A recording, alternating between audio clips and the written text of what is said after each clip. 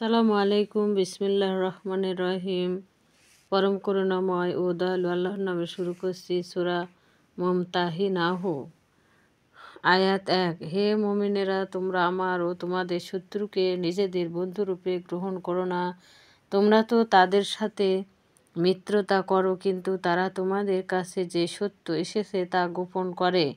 তারা রাসূলকে ও তোমাদেরকে নির্বাসিত করেছে এ কারণে যে তোমরা তোমাদের রবের প্রতি ঈমান আনয়ন করছো। যদি তোমরা বের হয়ে থাকো আমার পথে জিহাদ করার জন্য, আমার সন্তুষ্টি লাভের জন্য, তবে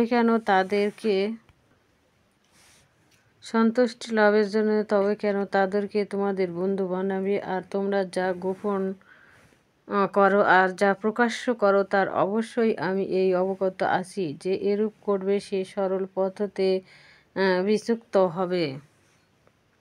কাফেরদের পক্ষ থেকে একের পর এক হুদায়বিয়ার সন্ধি চুক্তি ভঙ্গ হতে থাকলে নবী করিম সাল্লাম অষ্টম হিজরিত মক্কা আক্রমণের সিদ্ধান্ত নিলেন, কিন্তু এই বিষয়ে তিনি চুক্তিসঙ্গত কারণে সম্পূর্ণ গোপন রাখলেন।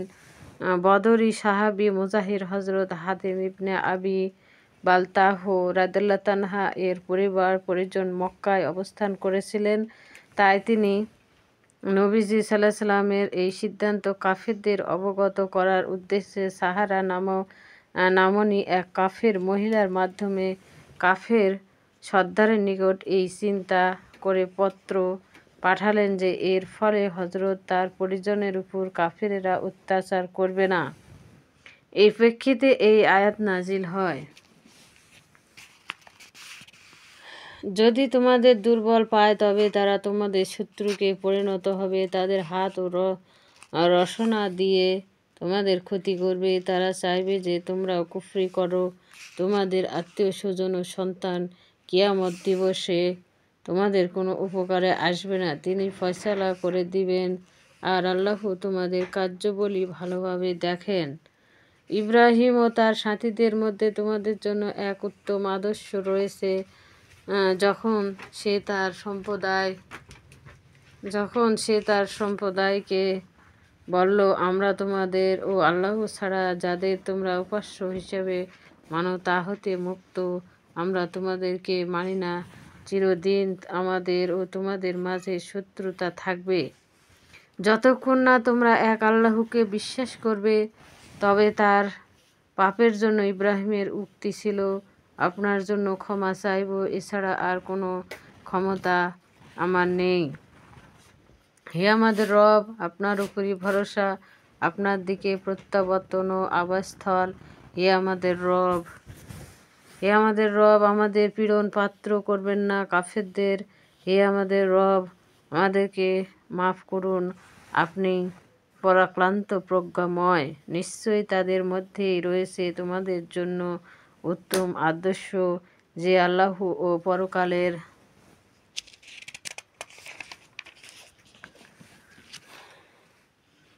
পরকালের আকাঙ্ক্ষী, আর যে মুখ ফিরিয়ে নেয় সে জেনে রাখুক আল্লাহই অভাবমুক্ত ও প্রশংসিত। হয়তো আল্লাহ তোমাদের ও শত্রুদের মাঝে তোমাদের বন্ধুত্ব কায়েম করে দিবেন। আল্লাহ মহা শক্তিমান, আল্লাহ মহা ক্ষমাশীল, পরম দয়ালু। আল্লাহ সেই সব লোকদের সঙ্গে সদাচরণ ও সুবিচার করতে নিষেধ করে না যারা তোমাদের বিরুদ্ধে যুদ্ধ করেনি ও তোমাদেরকে ঘর থেকে বহিষ্কারও করে দেয়নি। যারা সুবিচারক, আল্লাহ তাদেরকে ভালোবাসেন। নিশ্চয় আল্লাহ তোমাদের বন্ধুত্ব করতে বারণ করেন কেবল ওইসব লোকদের সাথে যারা তোমাদের সাথে যুদ্ধ করেছে এবং দ্বীনের ব্যাপারে তোমাদেরকে ঘর বাড়ি থেকে বহিষ্কার করে দিয়েছে, আর বহিষ্কার করেছে কাফের সাহায্য করেছে, আর বহিষ্কার করতে কাফেরের সাহায্য করেছে। আর যে এমন লোকদের সঙ্গে বন্ধুত্ব করবে সেই প্রকৃত জালিম। হে ইমানদারেরা, যখন তোমাদের কাছে মুমিন নারীরা দেশ ছেড়ে আসে তখন পরীক্ষা করো, আল্লাহ তাদের ঈমান সম্বন্ধে সম্যক অবগত। যদি তোমরা বোঝো যে তারা মুমিনেরা, তবে কাফেরদের নিকট প্রেরণ করো না। তারা না তাদের জন্য হালাল আর না তারা তাদের জন্য হালাল। হালাল, তারা যা দিয়েছে তা ফেরত প্রদান করো। মোহর দিয়ে তাদেরকে যদি তোমরা বিয়ে করো তবে তোমাদের কোনো দোষ নেই। কাফের ও নারীদেরকে দাম্পত্য জীবনে রেখো না। তোমরা যা ব্যয় করেছো তা দ্বারা ফেরত দিবে, আর কাফেরেরাও ফেরত নিবে তারা যা ব্যয় করেছে। এটাই আল্লাহর নিয়ম, তিনি ফয়সালা করেন, তিনি অবজ্ঞ প্রজ্ঞাময়। যদি তোমাদের কোনো স্ত্রী কাফেরদের কাছে চলে যায় তাহলে আর তোমরাও সুযোগ আসে, তোমাদেরও সুযোগ আসে, তবে তবে যার স্ত্রী হাতছাড়া হয়ে গেছে তাকেও সে পরিমাণ প্রদান করো যে পরিমাণ সে তার জন্য ব্যয় করেছে।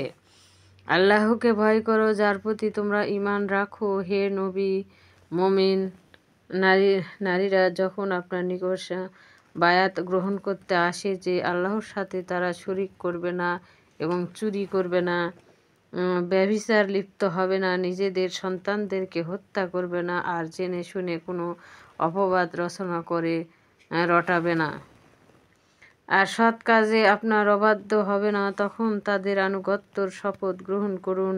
আল্লাহর কাছে তাদের জন্য ক্ষমা ভিক্ষা করুন, আল্লাহ ক্ষমাশীল পরম দয়ালু। হে মুমিনেরা, তোমরা ওই সম্প্রদায়কে তোমাদের বন্ধু বানিও না যারা আল্লাহর অভিশপ্ত, তারা তো পরকাল সম্পর্কে নিরাশ হয়ে গিয়েছে, যেমন কাফেরেরা কবরবাসীদের সম্পর্কে নিরাশ হয়ে রয়েছে।